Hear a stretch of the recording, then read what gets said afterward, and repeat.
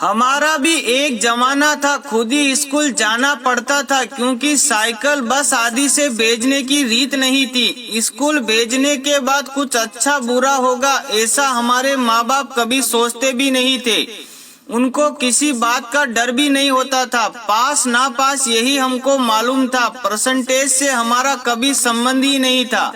Tuition लगाई है ऐसा बताने में भी शर्म आती थी क्योंकि हमको डपोर संघ समझा जा सकता था। किताबों में पीपल के पत्ते, विद्या माता के पत्ते, मोर पंख रखकर हम होशियार हो सकते हैं ऐसी हमारी धारणाएं थी।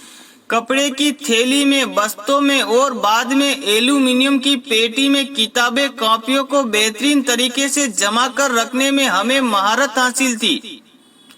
हर साल जब नई क्लास में बस्ता जमाते थे उसके पहले किताबें कॉपी पर ऊपर रद्दी पेपर की जिद चढ़ाते थे और ये काम एक वार्षिक उत्सव या त्योहार की तरह होता था। साल खत्म होने के बाद किताबें बेचना और अगले साल की पुरानी किताबें खरीदने में हमें किसी प्रकार की शर्म नहीं होती थी क्योंकि तब हर साल ने किताबें बदलती थी और ना ही पाठ्यक्रम। हमारे माता पिताजी को हमारी पढ़ाई का बोझ है ऐसा कभी लगा ही नहीं। किसी दोस्त के साइकिल के अगले डंडे पर और दूसरे दोस्त की पीछे कैरियर पर बिठाकर गली गली घूमना हमारी दिनचर्या थी। इस तरह हम ना जाने कितना घूमा होंगे। स्कूल में सर के हाथ से मार खाना, पैर के अंगूठे पकड़कर खड़े रहना और कान लाल होने तक मरोड़े जाते वक्त हमारा ईगो कभी आड़े नहीं आता था। सही बोले तो ईगो का क्या मतलब होता है ये हमें मालूम ही नहीं था। घर और स्कूल में मार खाना भी हमारे दैनिक जीवन की एक सामान्य प्रक्रिया थी। मारने वाला और मार खाने वाला दोनों ही खुश रहते थे। मार खाने वाला इसलिए क्योंकि कल से आज कम पीटे हैं और मारने वाला इसलिए कि आज फिर हाथ धो लिए।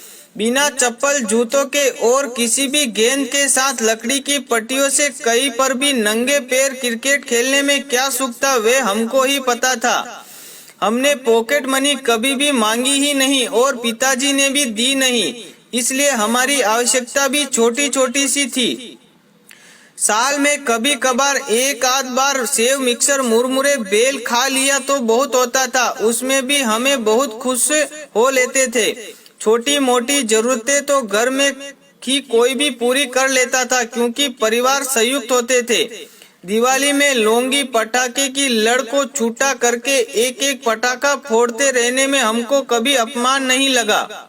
हम हमारे माँ बाप को कभी बता ही नहीं पाए कि हम आपको कितना प्रेम करते हैं क्योंकि हमको आई लव यू कहना आता ही नहीं था। आज हम दुनिया के असंख्य धक्के और टोंट खाते हुए और संघर्ष करती हुई दुनिया का एक हिस्सा हैं।